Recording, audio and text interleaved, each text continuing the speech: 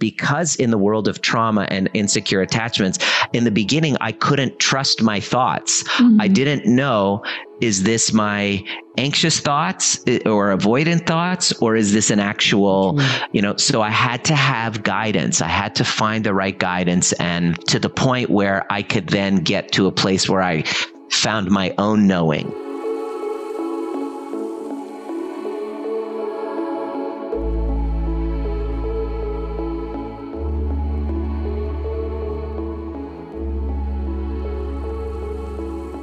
Hi, everybody. We are back for another episode of the Deeper with Sophie Josephina podcast. And today I'm joined with Dr. Nima Rahmany. I hope I'm pronouncing your name correctly. Perfect. Yes, great. I'm impressed. I met Dr. Nima actually at a polarity training that we were both part of, and he offered me such wise and really meaningful guidance. And we had such a beautiful conversation about how to navigate relationship conflict, how to navigate relationship triggers, that I am really, really honored. And I'm so glad that Dr. Nima is here with us today and that we can go really deep on these topics. So Dr. Nima Rahmany, welcome. I am so glad to be having this conversation with you. It is such an important conversation. Yes, it is. So for people who don't know you, would you mind sharing a little bit about who you are and what you're doing in this world? Because you're doing some really impactful things. I am a husband and a father. And the recording of this is my son's 3rd birthday. So that's who I am. And that was all inspired by the breakdown of my last relationship, which I didn't understand what it was, which was a trauma bond. And I didn't really understand it. I just knew that it was a volatile push and pull dynamic that was, abusive on both sides, myself included. And I've just been, who I am is somebody who is obsessed with healing, with the concept of healing, with the concept of what makes sick people get well. Training is as a chiropractor. I've been a chiropractor, graduated in 2001 from the Canadian Memorial Chiropractic College in Toronto. And I've been practicing in British Columbia and realized that patients that are coming in with chronic health issues were all dealing with some form of stress that they haven't been able to overcome.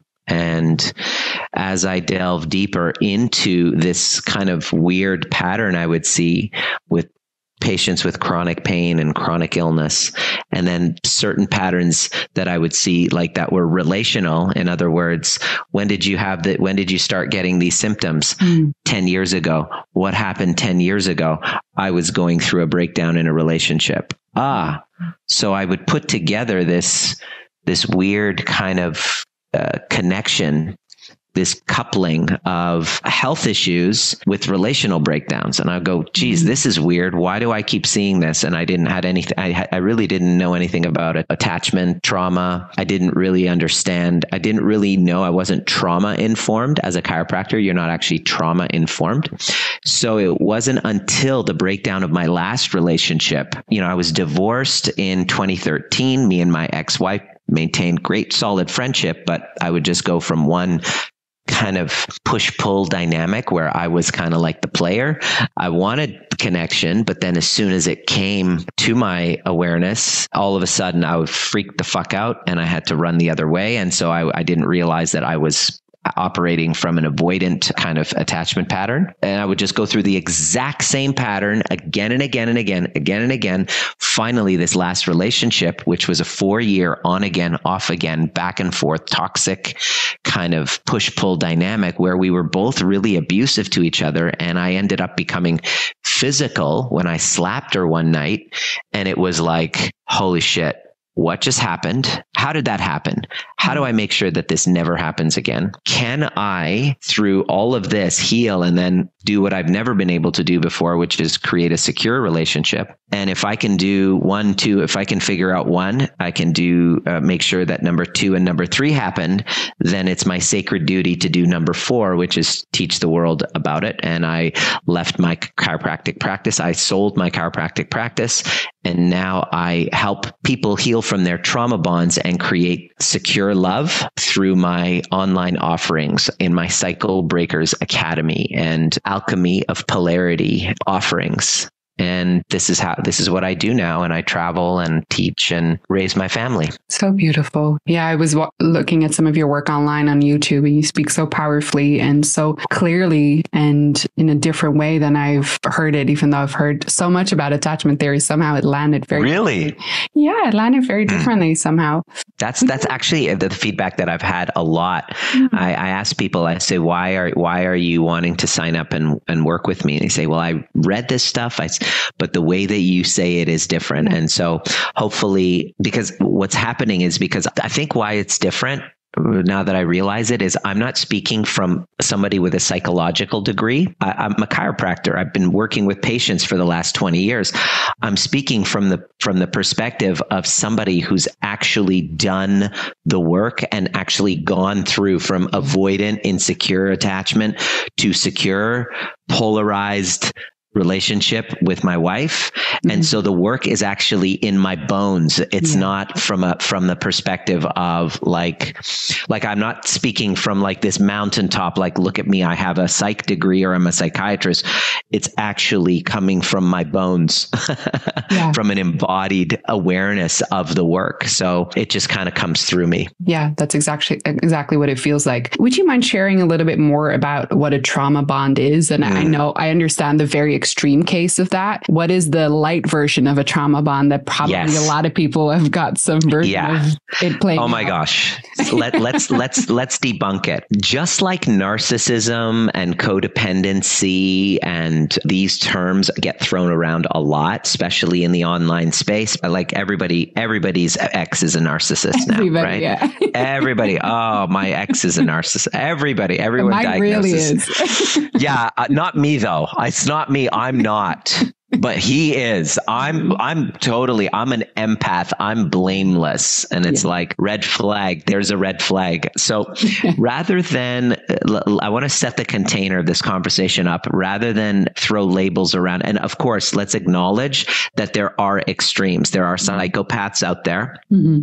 There are the R. Kellys and the Donald Trumps who are deeply wounded souls who don't know how to regulate and then just goal-oriented, psychopathic. Okay, let's acknowledge that. But just like in these terms, narcissist and borderline codependent, we also have a trauma bond, which can also run into a spectrum. Yes.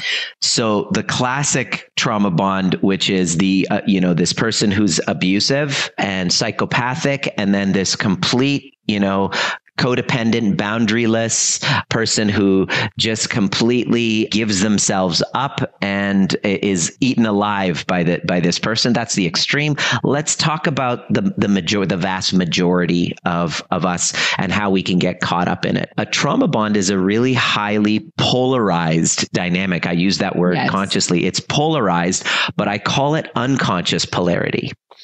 Unconscious polarity, because there is this deep need within all of us to complete what was incomplete in childhood. And because of that wounding, that trauma, that wounding that we have, the injuries that we've experienced from insecure attachment because we didn't get our needs met, we are deeply pulled towards others with a similar type of wounding so that we could then meet what was incomplete and hopefully resolve it. And that pull into that magnetic pull to complete it is very, very sticky, very magnetic. And that's why I call it unconscious polarity. Most of us, when we talk about polarity, we've experienced polarity. It's in that first phase of love bombing. Yeah. Okay. Where the role, let's call it the roles, the lead and the follow. Let's call it the narcissist and the codependent, lead and follow. We're not going to label and diagnose people. We're just using it as a role. The narcissist, because of their wounding, because of their deep desire to feel seen, because they weren't seen by their parent, they weren't seen by mom, they create this false sense of self and deeply need people to fulfill what was missing from childhood. So led by their fear of abandonment, they see the perfect target, the codependent, and start the love bombing. And because the codependent who has the exact same wounding, who didn't feel seen, doesn't love themselves, also a false sense of self, immediately feels, oh my gosh, this is finally, I feel seen by somebody. He sees me. They see me, right? Or it works both ways too. She sees me, right? I feel seen. I feel pedestalized. And the first phase of this trauma bond is the kind of co-pedestalization phase. And what happens is there's an unconscious deal that they strike with one another. The narcissist basically will say, I'm going to love you the way that your mother never did. Because I see you. You weren't seen. I see you. I'm going to love you the way that your mother never did. And in exchange, you're going to love me the same. And how do I make sure that you are going to be the mother that I never had? I'm going to devalue you. I'm going to cut you down. I'm going to criticize you. I'm going to nitpick you so that you can then prove that you love me the way that a mother would, because a mother never leaves her child. And so that's the unconscious covert deal that the trauma bond strikes, is basically two little children looking to heal what was unresolved within them through each other. And we say, oh my gosh, this is love at first sight, but it's not love at first sight. You don't fall in love with them at first sight. You fall in love with the idealized version of yourself through the other person's gaze. Yeah. And so this is the first phase, and it's heightened with oxytocin and dopamine, the experience of longing. Finally, the wounding of my past is complete through this person.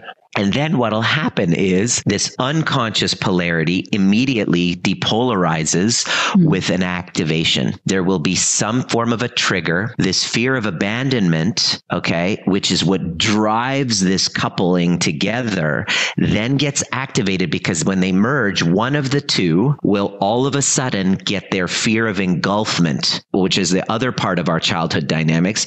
There was a part of you that felt responsible for your parents' emotions, overwhelmed with responsibility. And so after this unconscious magnetic pull between two people who absolutely do not love themselves, one of them will feel engulfed. It's called engulfed or consumed. Yes. And then that triggers them, their avoidant parts, which we both have. You know, it's not I'm anxious, I'm avoidant. You are anxious in some relationships and avoidant in others. And what happens is we have all of the parts to us. We have the narcissistic parts and we have the codependent parts. We have it all.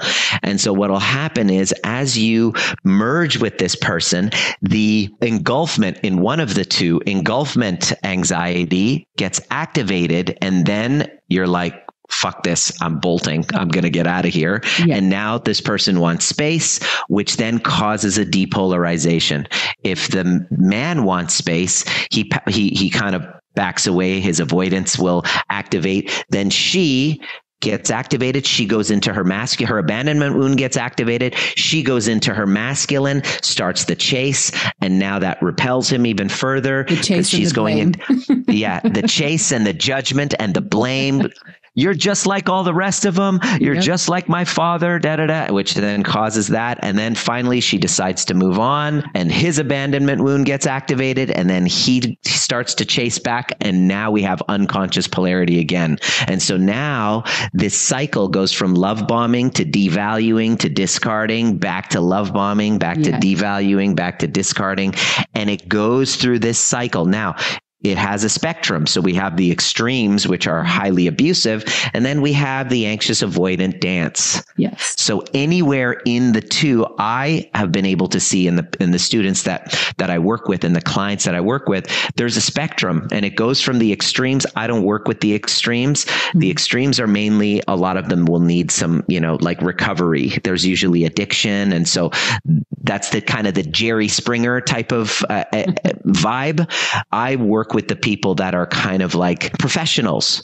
They are intelligent. They're successful. They're like, why am I such a boss babe at work? I'm freaking crushing it, but then I'm just powerless in my personal relationships. And so they've been able to, there's some level of intelligence. They've done the work. They just have troubles constantly finding themselves in the same, why do I keep attracting the same avoidant partner? And they go through this cycle, even though it's not as extreme as that kind of one side.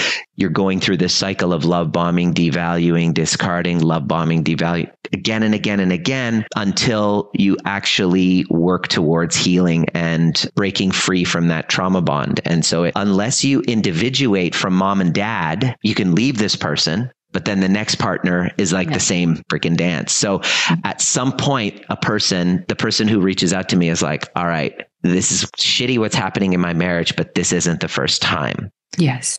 Like, I want to heal where the root cause of that is. And so that's where the deep work comes in. I would like to bring in a bit of my own story, if I may, because I think it might illustrate really well what we're talking about here. Sure. And I haven't spoken about this publicly a lot, but my childhood was quite traumatic. My mother she's no longer with us, but she had severe borderline. So I have some childhood trauma, and I've always had therapy my entire life. The big pain of my life is that people left me while I was hurting. So I've been chronically ill my whole life, and especially my mother in her illness would leave me with like kidney infections or like just severely ill. She just wouldn't take me to the hospital, which was her illness, which is something that I understand. But the fascinating part is that I've repeated it in every single relationship I've gone into. And I pride myself that I was always attracted to like really good men. Like anybody who would meet my ex-boyfriends and my current partner would all think these are really good men. And yet I seem to repeat it. So I had one relationship ended on the day of my mother's funeral. Another relationship ended while I was miscarrying from him, right? And so I repeat it so violently. There is a version of that happening in my current relationship too. And I am not 23 anymore. I'm now a 33-year-old lady. And it is so easy to be in the victim. It is so easy to say, I've just attracted men who are avoidant or abusive or shitty or whatever. But it's too simple. They cut me out when I need them the most. Yeah. They freak out when it matters. They don't want to show up when it's difficult. They just want the fun, whatever stories I made up. It's very easy to stay in the victim, and it hasn't brought me anywhere. That's right. Now, the beautiful thing about my relationship right now is that we both really want to show up for the dynamic that is happening, because we can both see there's childhood trauma and attachment trauma playing out in both of us. So do you have, because I'm sure other people listening to this, they might also think like, yeah, every relationship has this weird repeating pattern. I think what my own process with it has been, and I'm really curious what your thoughts are on this, is like, I almost started blaming myself. I was like, oh, I must pick the shitty ones, or I must make them shitty. So the blame went from them to myself. I must make them shitty. Yeah. So I'm really curious if you have any thoughts while you're here. Yeah, absolutely. So I have lots of thoughts. I work, when I'm working with my clients, I really go intuitive because, healing trauma is a spiritual path, right? Healing trauma is very spiritual. We can talk about the neuroscience of it, but if we're talking about healing is not scientific. It's actually a very spiritual process. And so what I would ask you, are you ready to go, are you willing to go kind of deep with this? Yes, I am. Oh, you are? Okay, great. So, Sophie, tell me if you can take away all judgment. You just said that you're blaming yourself. You go from blaming him to blaming yourself. And so this is the journey. I'm actually writing a book about this. It's called Becoming Trigger Proof, Villain's Journey to Breaking Trauma Bonds and Attracting Secure Love. And the interesting thing is that everybody goes from blaming them, and then the pendulum swings to blaming you. And then once you integrate both of these aspects of you, these shadow parts of you, then you realize there's nothing to blame. So my curiosity is that what part of you, are you ready? And no judgment. What part of you really loves the shit out of this story? If you can do it with fun and playfulness and not make it wrong, because that's really how to integrate these aspects of you, because they're calling on you for attention. They want to be seen by you. What do you love about this? At the time, let me ask you this. At the time, going back when you were sick and your mom wasn't there and you were left, go to one moment in particular. If you can go to that moment, closing your eyes, you just go there and see that pain of abandonment in that moment, and just feel it, where you felt this loneliness, that you were abandoned when you were needed it the most.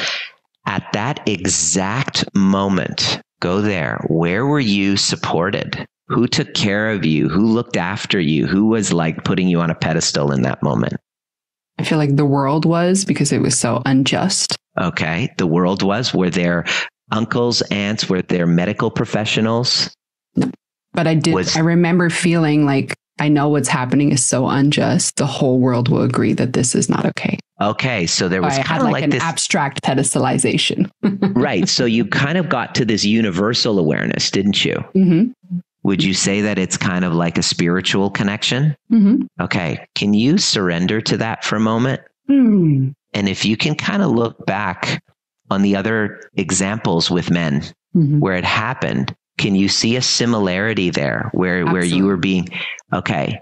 Yeah. So how do you break free from that is the acknowledgement that this will only happen when you are in a moment, in a crisis point in your life, in an inflection point in your life, where you're needing some sort of a spiritual connection, because being in the relationship might cause you to disconnect from your soul purpose and spirit. You might lose yourself in the relationship. So this is kind of like what I'm seeing here is why you love the shit out of this. And I'm not blaming, this isn't about victim blaming. This is just about kind of understanding, because you're so open and you're wanting to transcend that victim narrative, is your soul could be calling this because your next ascension, you have a tendency to maybe lose yourself. My sense is that you have a tendency to lose yourself in a relationship. So when you have a health crisis and that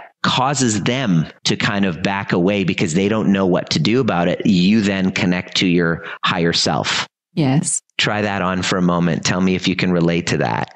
I can, and it's uncomfortable. Yes. Let that in for a moment. Yes. Good. Healing is this is what shadow work is. This is what taking responsibility is, not blame. Remember, this isn't your fault. But if Sophie knew that she went through this experience growing up with the challenges that you did, that you were called here, you were chosen for something beyond just the mundane, well, that means that you must have one toe dipped into spirit, one toe dipped into higher self. And because of that wounding, you will lose yourself in relationships. So you get the gift of physical health flare-ups to repeat that process, to dip you into spirit again, to take you to the next ascension of where you are. Yes. Tell me how that sounds. I feel my system relaxing and softening. I'm squirming less. Right. So that's, the reason why you were having such a problem with it, and just from what I'm kind of picking up from you, is that there's a lot of blame. You're like, oh, it's my fault. Like, to heal from trauma, we have to remove the word fault and blame from our vocabulary. The word blame does not apply in this, because we're talking about two unconscious souls meeting one another to ascend, to heal, to love. And so because of your wounding, you lose yourself in relationship, you become engulfed. The health crisis is your soul saying, get back to your soul purpose. And the fact that you're left alone, quote unquote, alone, because you're not alone, you have spirit kind of with you at all times, as you acknowledged earlier. It's kind of like, hey, it's you and me again. Hey, I forgot about you, God. I'm back, because I lost my connection with you because I was connected with him. Oh, okay. Hi. I'm just channeling here. This is kind of like, I just feel you're open to this kind of feedback. And I just met you. So I could be, I'm just telling you what I'm picking up here. Yeah. But what I'm seeing here, Sophie, is what I'm really picking up here with you is that He's not doing it on purpose. You're not doing it on purpose. It's just your soul has been let me ask you this, over the last 6 months, have you been going, God, there's an ascension. There's this thing I want to do. I want to transition to something bigger. Yes. There's an expansion that I want. I just can't quite put my finger on it. Yes or no? Yes. Okay, great. So this is why. So this is it. So because you don't take that leap to do it, because you're disconnected from source, you will attract the one thing that you've done ever since your mother taught you to connect to source, which is experience abandonment. So you can either do it through you choose to consciously connect to source, or it's going to happen again in the next round, in the next iteration. And then you'll blame him, and then you'll blame yourself, and then you'll go back and forth, and then you'll ascend and then get to the next level. You have a moment of healing because you've now connected back to your power source and unplugged from using him as your power source all this time. And then here you are ascending to your next level. And then, the challenge is, are you going to stay conscious of that this time? Or do you want to wait until you fall into unconsciousness and have your next wake up call? Because your body is working for you. I'm a healthcare provider, and I know that whatever health challenges you're going through, it's not working against you. It's actually working for you in order to get you to that thing, and which was introduced to you by your mother. She, based on her mental health problems, had to check out. Little Sophie felt like she was all alone, and then connected to divinity, realizing there is a connection. There's something greater here that I'm part of, that this isn't just, that justice is greater than what I'm experiencing.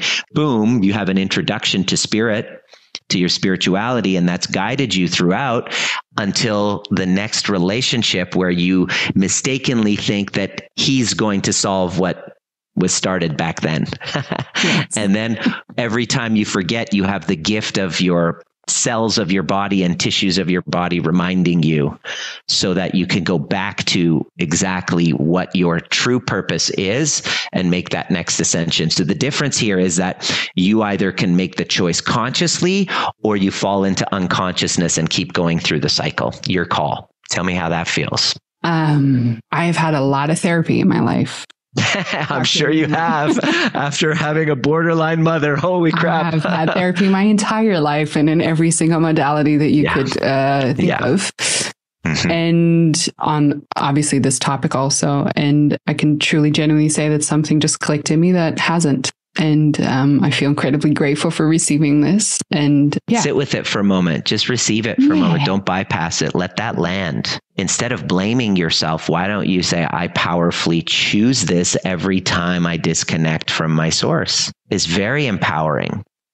The conversation of victimhood and blaming, and we go from blaming ourselves to blaming, and we go back and forth, and you're just stuck at that same frequency. And it's not, it feels, why do we do that? Because we have a lot of shame. Shame is like a hot potato. Mm-hmm. So if it's so hot, I want to throw it here. You take it. Motherfucker, you take this fucking hot potato. I don't want it. And then you throw it back at me. No, it's you. No, it's me. No, it's you. And it's like, okay, can we talk about healing now? Yeah. Can we talk about healing and understand that there's two souls who have lost connection with their kind of essence, their essence, and we are unconsciously seeking reunion with ourselves through another, but we can't get it through the other. There is no magical other. And we keep forgetting that because we got, hormones, and we have, private parts that really like orgasms. Okay. Hey, guilty as charged. Okay. Yeah. my last trauma bond was really high. Like she's a sex worker. Yeah. And a madam. I really love the secrecy and the thrill. And so going through that cycle is highly addictive. We're addicted to dopamine and oxytocin and all of that. And what happens is that we disconnect and forget the true reality of who we are. And so our relationships, our reflections, our mirrors, our lessons to help us remember that we are the one, not the other person.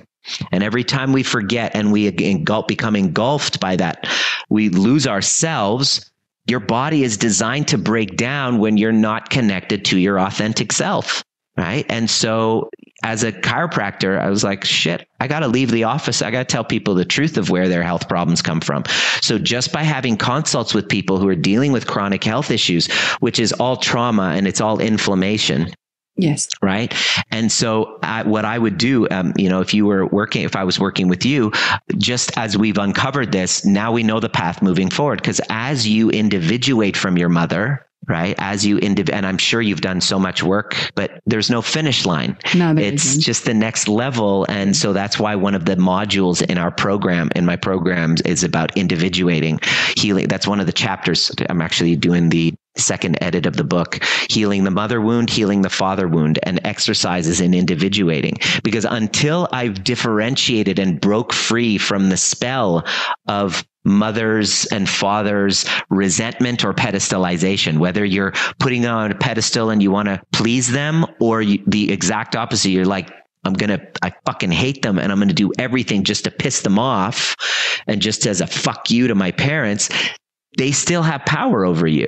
Yeah. And you're not free. You're not liberated. And so I really, truly see, after helping so many people through this exact same thing that you're going through, should I stay or go? Just teaching people these fundamental skills after you go through that and divorce your mother. Mm-hmm. All of a sudden, you now have clarity. Oh, this relationship, it wasn't about our arguments. It wasn't about this at all. It was about what was incomplete with me. Now that I'm complete, we're going to let that old relationship die. And now we recreate a new one. I'm sure a lot of people listening to this will have this question. Let's say you're listening to this episode and you're like, yeah, there's some trauma bonding going on in my relationship. Yes. Is there hope? Well, here's the thing. I'm not a fan of that word, Sophie. Okay. I know in the talk in the trauma world, in the therapy world, I have a different spin on it. I think that there's a lot of toxic positivity out there and just love and light and a lot of spiritual bypassing. Yes. Is there hope? I would say, fuck hope, turn it into commitment. Is what I tell my students. I don't like the word hope. Hope is like, oh, I'm powerless. And it's like, look, there is divinity out there. I'm committed to co-creating with this mysterious force. I'm committed. I'm not hoping. I'm committed. Whatever distance I have to travel, whatever price I have to pay. This is what happened. I was 43 years old after my trauma bond ended. I was alone in Christmas time. It was just me and my dog. 43 years old. I'm successful. Why can't I make relationships work? What's wrong with me? What's going on? Like I'm successful. I got a lot going on. I'm 43. I speak on stages. I get standing ovations. Like I'm intelligent. Why can't I figure this relationship game out? And I looked in the mirror and then I said, okay, I don't want to die not having experienced secure love. That's the one thing I haven't accomplished, which I'm in good company. I mean, look at Elon Musk, for example. The dude sends a rocket to land on the moon and then comes back, intact. He's figured that out, but he can't figure relationships out. Right, so it's not intelligence based. There's something beyond our rational mind that has nothing to do with intellect. And it all has to do with energetics and spirit and unresolved attachment wounding. And I looked in the mirror and I said, I'm committed. Whatever distance I have to travel, whatever price I have to pay, I want to find the best guides. And so I found this guide and that guide for trauma work. And, I work with all these different people and I integrated, like I absorbed all of that. I'm one of, my good friend, Dr. Russell Kennedy was one of my mentors. He's now one of my best friends. He wrote the book called The Anxiety RX. He's the Anxiety MD.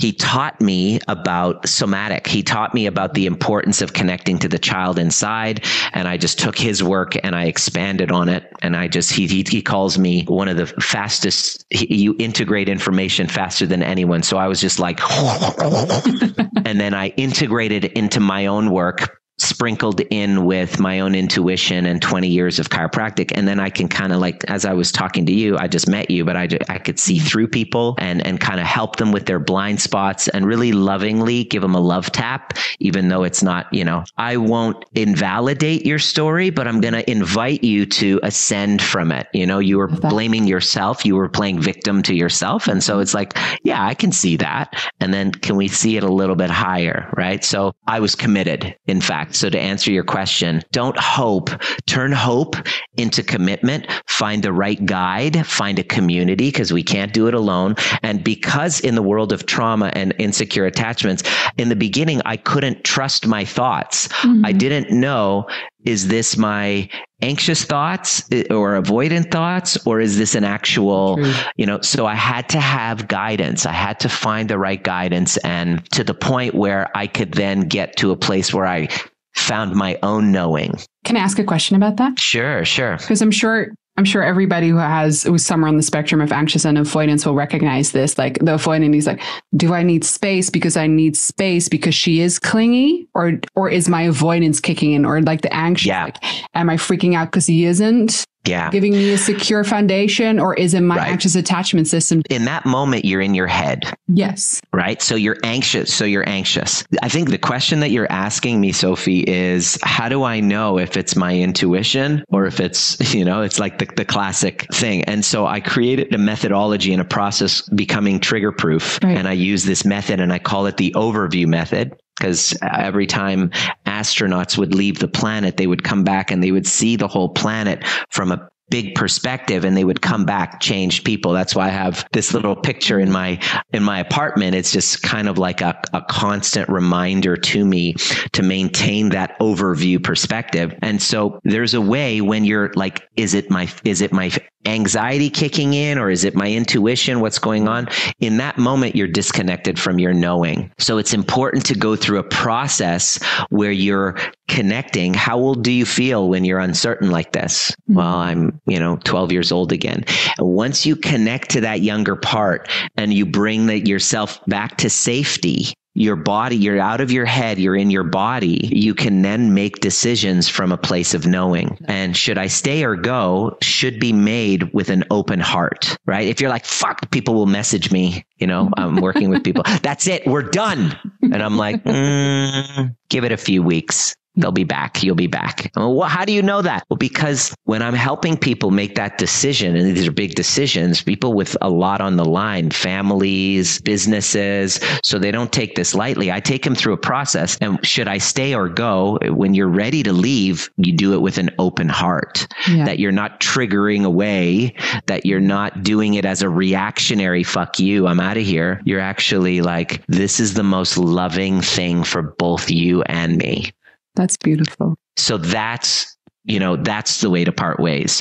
Or after you've done that work and connected to that knowing, you've created compassion for yourself, and then you're able to own what you project in the other person, which is part of the methodology. I teach this at the Overview Experience. I teach my method to people who are interested in starting to learn how to integrate their anxious and avoidant parts, their fear of abandonment, fear of engulfment, how to integrate that. I literally show you how, but it's a 6-hour kind of training that goes by like that. And it's super duper powerful. And once you integrate and you're in a kind of safety within yourself, now you'll be able to share and communicate using polarized communication. If you don't integrate first, you're speaking and your voice is in fight or flight, it will activate. Like, let me give you an example. You and I are in a relationship, and then you start going into judgment and blame. And my job as your masculine lead is to help guide you back into your heart.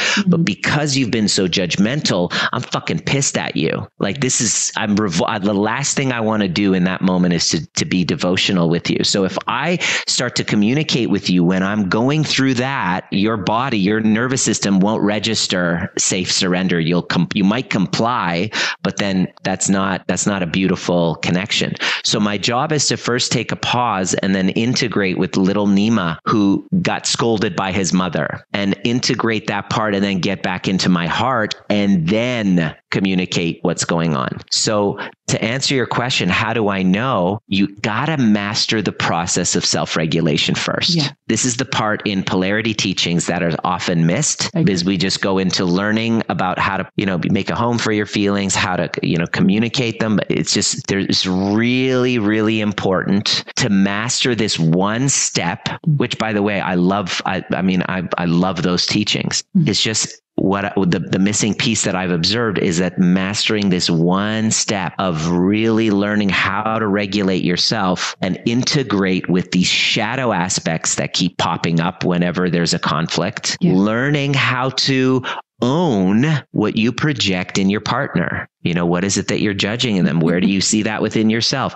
Can you integrate that part and bring compassion and understanding to those shadow parts of yourself, so that when you're speaking to your partner, ladies, you're not in judgment? And that way, because us guys, reason why we gaslight is we're very attuned to judgment and feeling blamed for your emotions. And that brings us back to our mothers, who constantly were doing that. And so we want to show you that it's not our fault and end up having you feel gaslit in the process. And so it's just it's a fucking shit show unless somebody raises their hand and says, I'm going to break the cycle. And those are the people that I like to talk to. Can I ask a specific question about when triggers happen? Mm-hmm. So let's say a very normal or very regular life trigger is I end up doing the dishes more often than he is. It's actually the other way around in our relationship, but let's say it's something like that. And that brings up something, right? And it's like, oh, you didn't do the dishes again. And it's this trigger, and it's just this repeating fight, and it's about nothing. It's about dishes. Right. How can couples navigate that in the moment with all this beautiful wisdom you've just given us? Like these little moments where it seems like it's about the dishes, but there's so much underneath. Yeah, totally. Well, first of all, in the moment, it's not going to happen overnight. Will be a new dance. In the moment, you're flooded. You're 3/4 of your brain is off. So even the people in our Cycle Breakers Academy, even within 2 to 3 months, you go from unconsciously incompetent. You don't know what you don't know. Right. After about 3 months, you're consciously incompetent. You're like, okay, I see it happening, but I still go there. It takes about 6 months for you to be able to do it on the fly right in the moment, because this is like a new dance. It's like martial arts for your soul. And it basically it's never, write this down, it's never about what it's about. It's not about the dishes. It's not about the socks. It's not about leaving the toilet seat up. Okay. It's about, what are you making it mean? That's good. Okay. What are you making the fact that he didn't do the dishes, or what are you making the fact that he's late? What are you making that mean about you? I'm not important. I'm not lovable. I'm not worthy. And so in that moment, the invitation becomes to feel what's underneath the judgment and feel the not important and allow that to move through you, which it's going to take a lot of work, because the last thing you want to feel is not important. So that's why you go into judgment and then you go into blame, because you're avoiding feeling the not important. But in order to alchemize that trigger, you got to get vulnerable and feel not important and let that energy move through you. And this is a practice. Becoming trigger proof isn't meaning trigger less. It means I just got activated and I'm just going to feel the interpretation, the wounding underneath the judgment that this person's an asshole. And when you do that, all of a sudden your frequency, especially as a woman, you go into your feminine. Immediately, there's nothing threatening when you do that. All of a sudden, especially if the guy's masculine instinct is online and you let yourself go into that, he's going to get up and be like, whoa, babe, tell me what's going on. It's going to trigger his provide and protect instinct. And the biggest obstacle is you won't want to do it. You won't want to feel it. In that moment, you're going to forget everything, the joke that I have in my community. You're going to forget all of this tomorrow. The second you get activated, your prefrontal cortex goes offline. So you must be in the conversation for a while and practice this. And classic example had Joe and his wife, Jamie, who were separated and hadn't had sex for like a year and a half, because every time he would have a kind of like, he would make a face of irritation, she would get knocked back into a wound like her 8-year-old self that she's upset daddy, and then go into judgment and blame him for his feelings that he's having. And he's sitting there going, I can't even have a feeling. And this was classic enmeshment. And so this is why relationships become a nightmare, because two people are enmeshed because they don't know how to take responsibility for becoming trigger proof and feel the feelings and then report them. It's just, I have this feeling, ooh, it's disgusting. I'm going to get out of the feeling into my mind. I'm going to judge, and then I'm going to blame, all to avoid what's happening inside when I got triggered. And that's what destroys relationships. And the good news is it can be, if you're willing to master and take it like learning how to play the piano, you can master this. And when you do that, you create a secure relationship with yourself, and then a secure relationship is possible. I'm living proof of it. The work lives in my bones. I've gone from avoidant to secure. I teach people how to do the same thing and break free from trauma bonds. So if I can do it, someone who's constantly in his head, who just was like a chronic player that was never, ever going to just settle down with one. I became a family man. I'm 47 at the recording of this. So I'm a little bit, behind with a 3-year-old, but I'm grateful for the journey. Now I'm ready with a heart really dedicated to serving others who are really willing to go through that path as well. May I ask you one last final question? Yes. Okay. I think I have one maybe final question, because I would understand that people would walk away from this with a bit of confusion on that part. What is a healthy need for love? And what is this like attachment trauma that's playing out and saying, you should be loving me better? Because I hear what you're saying. And I think some people listening to this would take this as like this like extreme self-responsibility and sovereignty. And like, I have to deal with my triggers and I have to deal with my stuff. But there is a part in relationship where we do come together to love each other. And we do have a need for love and security. 100%. So what is the difference there? Because I felt where's in my the own distinction? Body sometimes. Yeah. Where I would come to me and like, you need to love me. Go on. Yeah. This is how I kind of make the distinction. I say, we're in a relationship. We're going to trigger one another. We're going to get into conflict. Integrate first, then communicate. Love me first, then communicate. Share how you feel.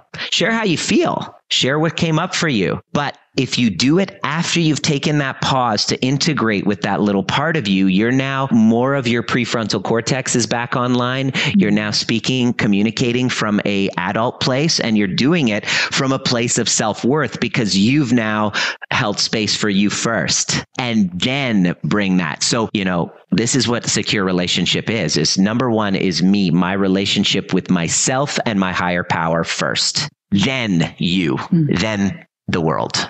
Integrate and then communicate. That's kind of like what we teach in our programs. Amazing. Thank you so much, Nima, for your time. This is absolutely incredible. You've spoken about some of the programs that you've got going on, but for people to find you, where to go, what's coming? Instagram at DRNIMA. What's coming is I have various offerings depending on what people are ready for and the commitment to getting their results. The best place to begin is the overview experience. And so I'll provide a link for people who want to jump in. And for those who don't yet know their attachment styles or they want a little bit of a refresher, I guess I'll give you a link for my attachment style survey, which is really neat, which then provides you with 3 video trainings on how to heal your relationship with love, sex, and money, because it's all related. Love, sex, and money. So after you do the quiz, you get a 3 kind of 2-hour, like 90-minute trainings on